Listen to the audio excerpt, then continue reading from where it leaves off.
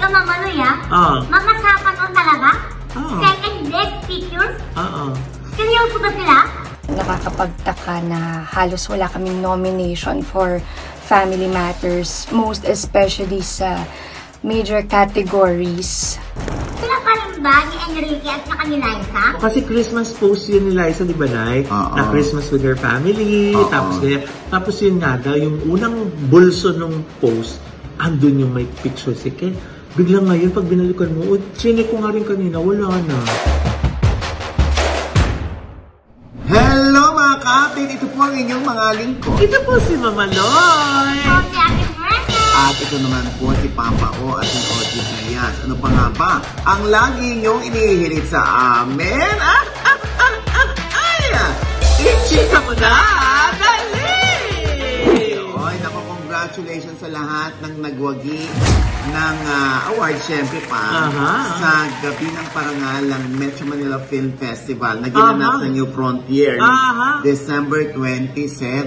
Oh, yeah. At syempre, humakot ng awards ang Deleter. Yes. Yes. At ang nanahimik ang gabi. Yes. Yeah. Pero I'm sure may idea na kayo kung sino mga naglabasang winners, diba? So, sino mga nagsipagwagi, Loy? Yes, na ito na nga. Nanalo bilang Best Supporting Actor si Mon Confiado para sa Nanahimik ang Gabi. Best Supporting Actress si Miss Dimples Romana para sa My Father, Myself. Ay, sandali lamang si Mon Confiado. Hinulaan ko na talaga siya nung napanood ko yung Nanahimik ang Gabi.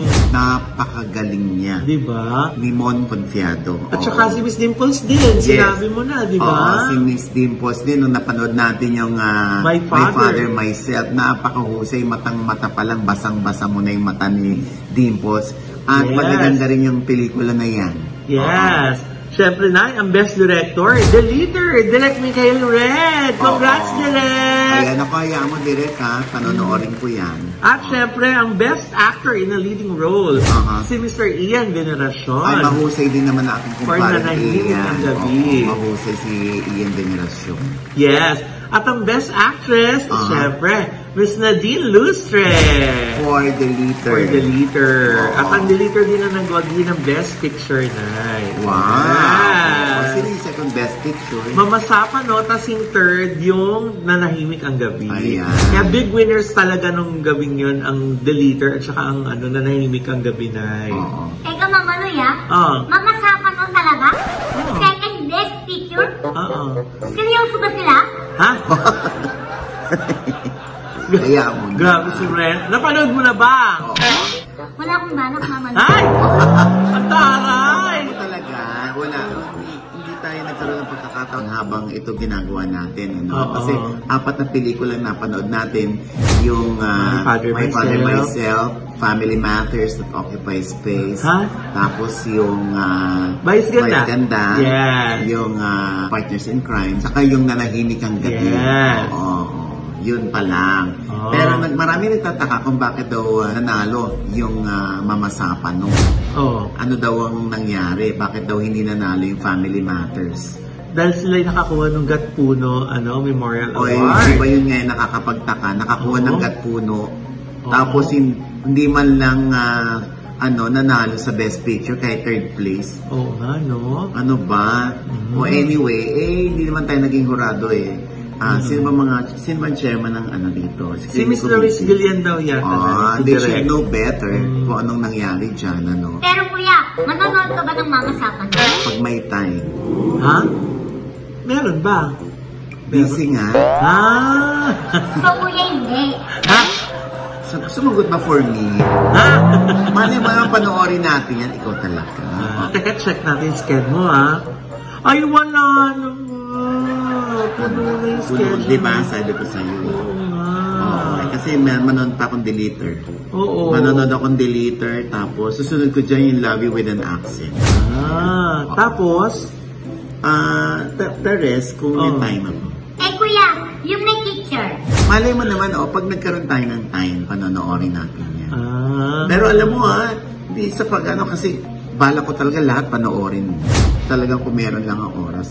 Pero Nay, sa tingin mo, nabago ba ng pandemya yung dynamics ng mga tao pagdating dun sa awards night? Na dati kasi di ba ang mga paniniwala, kaya nababalot din ng kontrobersya yung yung awards night dahil nga lahat gusto may award dahil yung mga nananalo yung award daw, ilalakas yung benta ng sa takilya. Alam mo, actually, Loy, malaki ang tulong nun.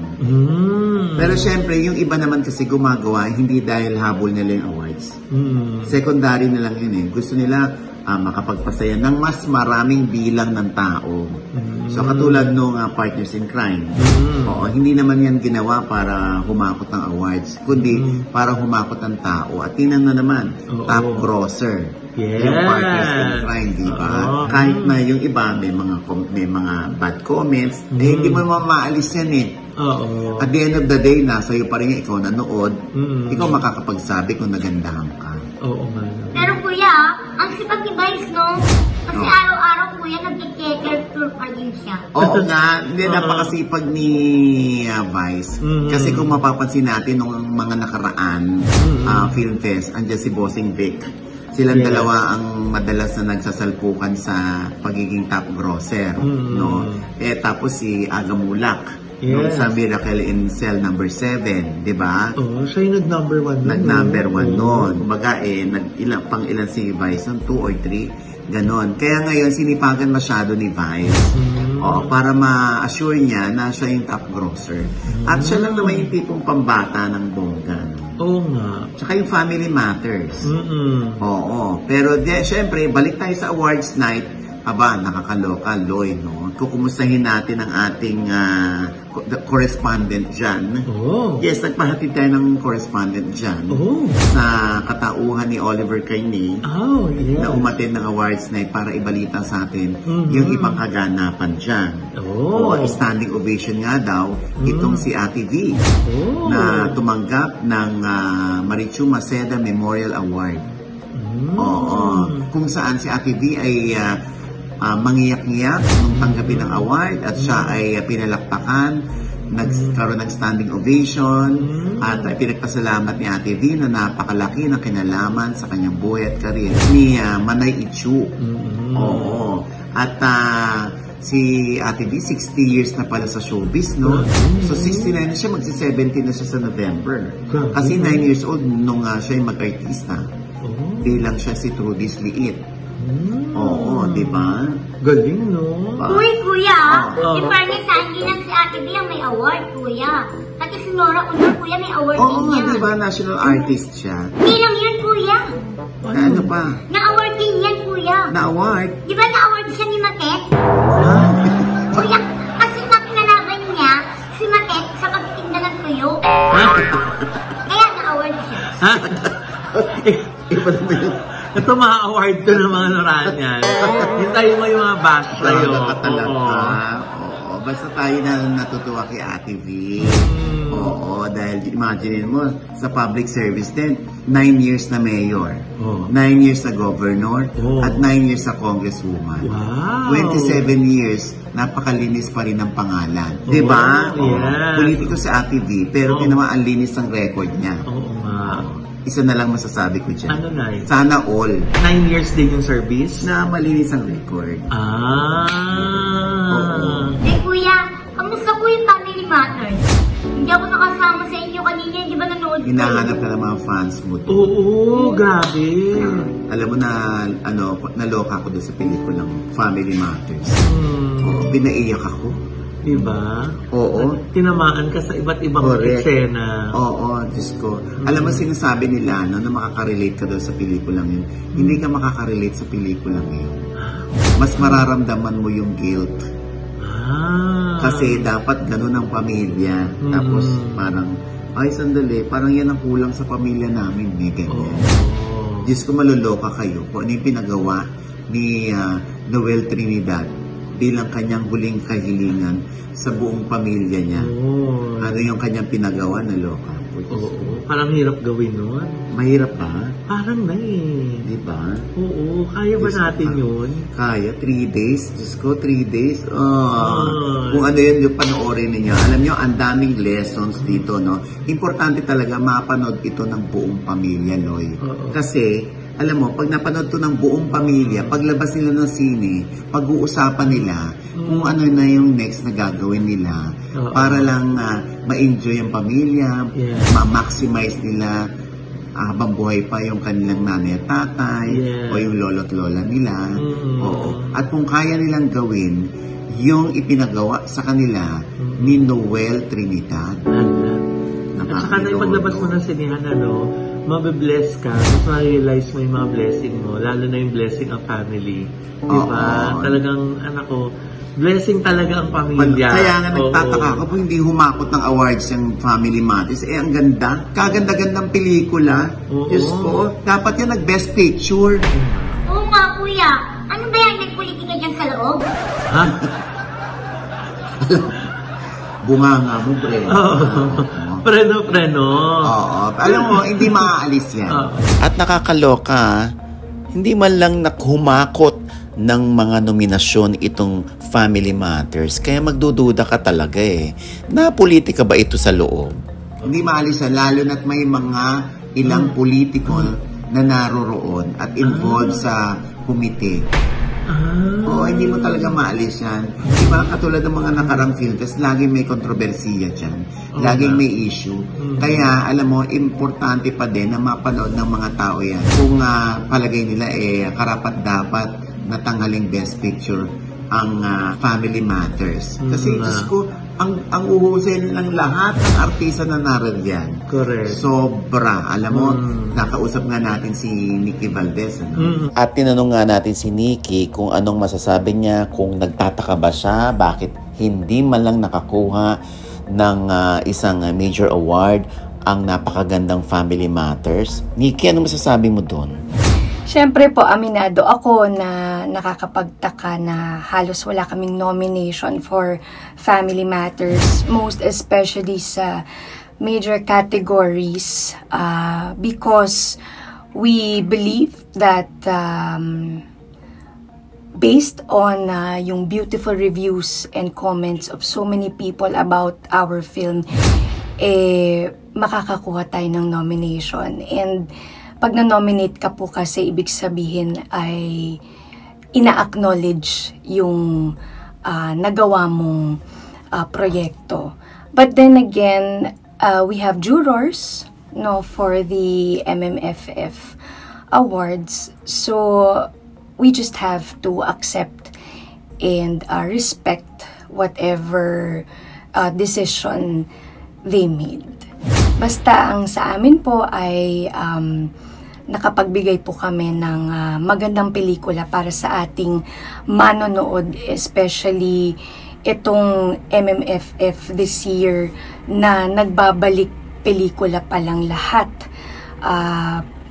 para din po sa industriya natin. So sana, despite the lack in nominations and awards, ay suportahan pa rin po nila ang Family Matters. As I've said earlier, syempre, may mga kaukulang tao po na inilagay sa posisyon na yan para mag-decide who will be nominated and who will win. So it's not for us to, question anymore. So, again, thank you po sa lahat ng good feedback, sa lahat ng nakapanood na at sa mga hindi pa nakakapanood. Sana po tangkilikin ninyo dahil hindi lang ito pelikula. Ito ay may kaukulang lesson at very, very important message, lalo na sa panahon ngayon, for all the families especially. Tangkilikin po natin ang Family Matters. Showing pa po siya at marami pa po kaming additional cinemas. So, go out and watch and support the entries, especially Family Matters, itong Metro Manila Film Festival.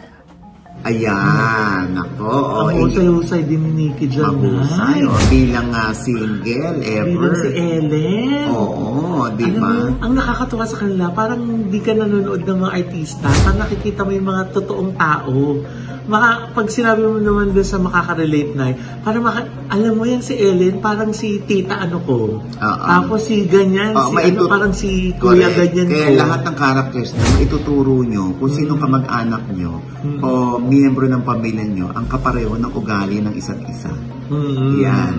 Yan yung Family Matters. Maloloka kayo kung anong pinagawa talaga ni Noel Trinidad. Hindi makamove on si nanay doon eh. Ay, naku, panoorin nyo na lang. Ingit tuloy si Brenda. Kaya nga, kuya. Kuya, promise. Yan yung isa sa sinasabi mo na di ba? Noong nakaraan nating episode, hindi naman lahat ng nanalo ng award o patok sa takilya maganda. Pero hindi rin naman po yung mga hindi nanalo ng award, hindi maganda. Ay naku, example na po itong Family Matters.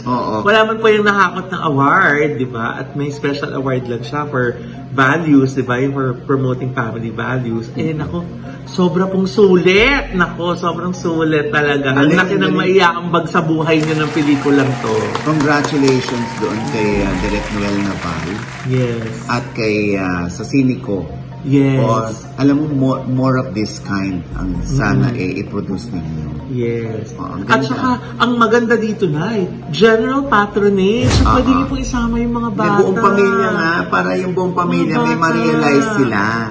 Paglabas, kaya ba natin gawin yung gustong mangyari ni Noel Trinidad? Oo. Isama niyo po yung mga anak niyo. Ako na po nagsasabi sa inyo, mamahalin kayo lalo ng mga anak niyo pag sinama niyo dito sa pelikulang to. Di ba, Nay? Correct. Oo, ayan. At syempre, isa rin dyan sa napanood natin yung Nanahimik ang Gabi. Finally, napanood ko na ng buo. Yung Nanahimik ang Gabi. Napamura ako doon sa isang eksena. Bakit naman? Ang lakas ng bunganga ko doon. So, nahihiya ako. Ginulat kasi yung isang eksena yung ginulat ako. Nahalata tuloy nila na sinong bakla yun? Imagine mo, dilim sa sinihan. Kung ano yung eksena yung panoorin. Ay, nako. Well, anyway, ang espiritu ng Pasko ay buhay na buhay pa rin, di ba? Yes. Ito nga, nasilip natin na, si Gerald Anderson pala ay Noche Buena sa pamilya ng mga Barreto. Diba, last year. Second year na niya. Last year. So, ibig sabihin, mukhang tuloy-tuloy na ito at mukhang si Julia na nga talaga, no? Tingnan natin, ha? At syempre pa, nagpapahiwatig din si Heart Evangelista. Yes, Nay! Diba, parang dahil dun sa kanyang message, sabi ng mga netizens, ayan na, pinagalaw na ang baso. Ba't ba pinagalaw na ang baso? Nagparamdam na. Kasi nga, diba, dati, lagi nahanap ng mga tao, bakit parang walang interaction, walang engagement between Heart at saka Cheese, di ba? Ngayon, nag-post kasi si Heart ng parang see you soon kay Senator Cheese Escudero. So, kaya ang daming natuwa na, uy, sila pa rin. Kasi nga may ganong message. Dati walang mga ganon-ganon, di ba? Sila pa rin na Maloy. Speaking of sila pa rin. Sinaling mo na, Remy. Mayroon kumanon. Ano yun? Ayun nga kasi naman, ano sa babalitaan ko, sila pa rin ba ni Enrique at saka ni Liza? Bakit?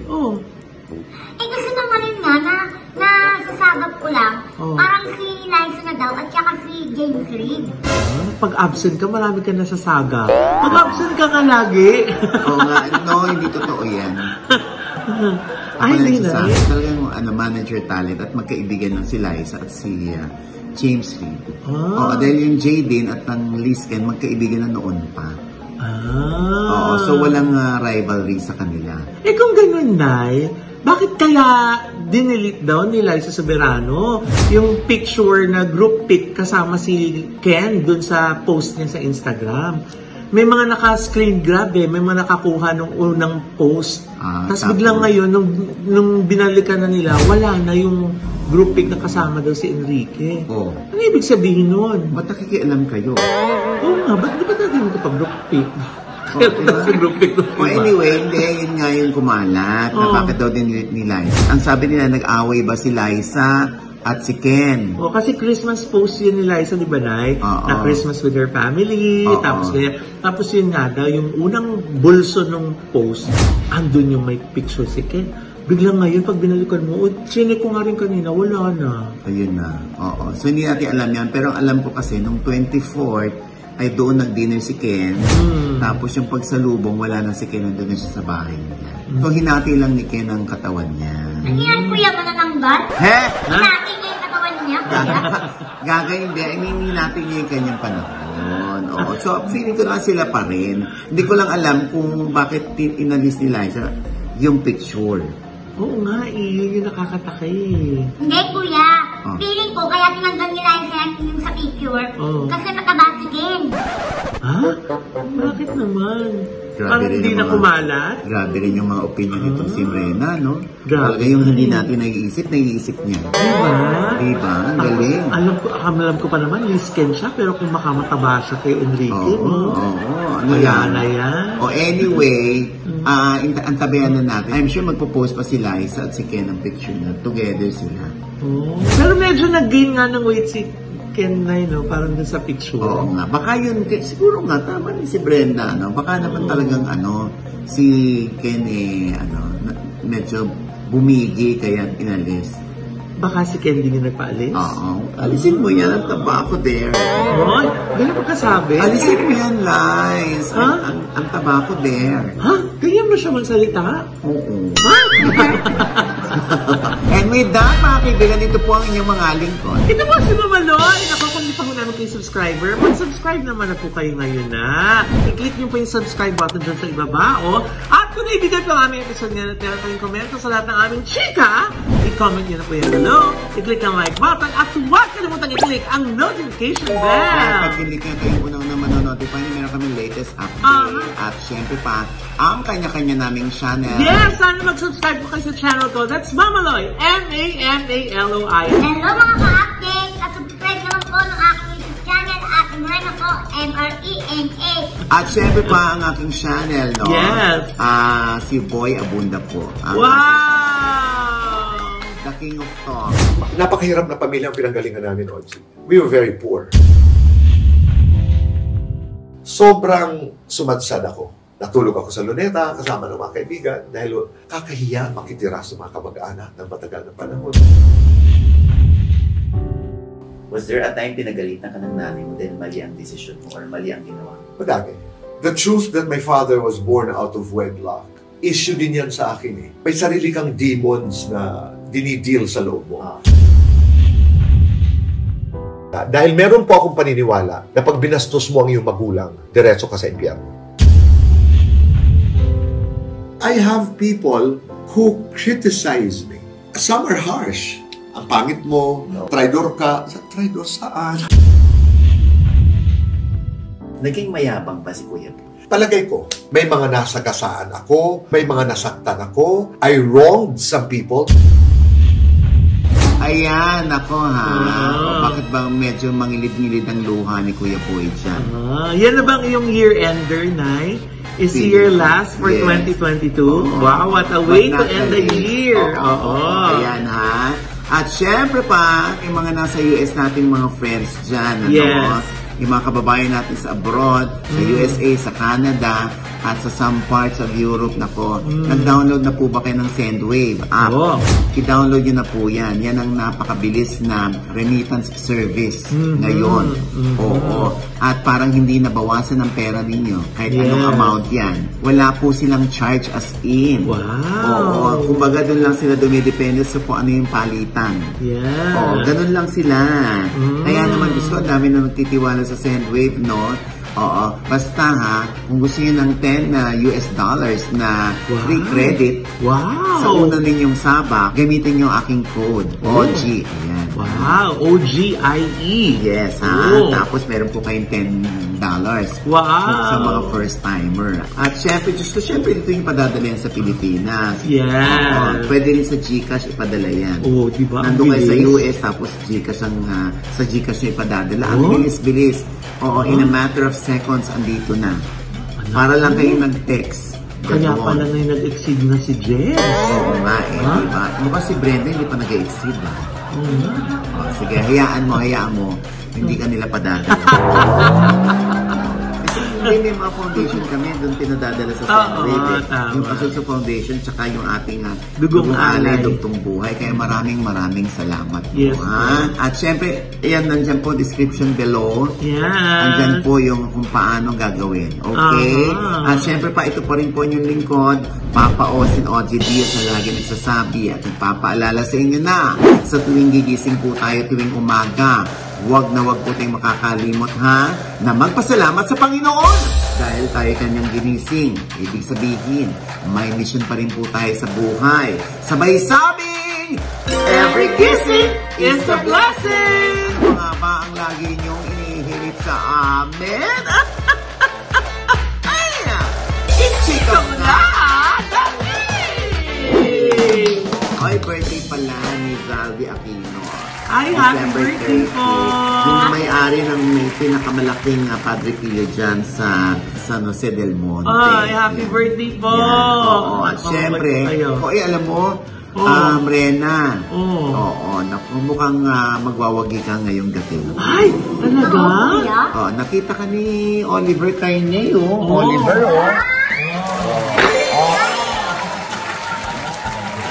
yan yung manager ko sa Hollywood. At sa kanya rin tayo kumuha ng mga info sa Filmfest. Kaya nako, asahan mo na, Rena. Mananatili kang umaasa. Maldita rin to si Rena. Oo nga eh. Kinabahan ako kanina, sinabi niya mananggal. Kala ko sabi niya, kalahin pala namin siya. Oo, paano nga kayo lumipad, Rena?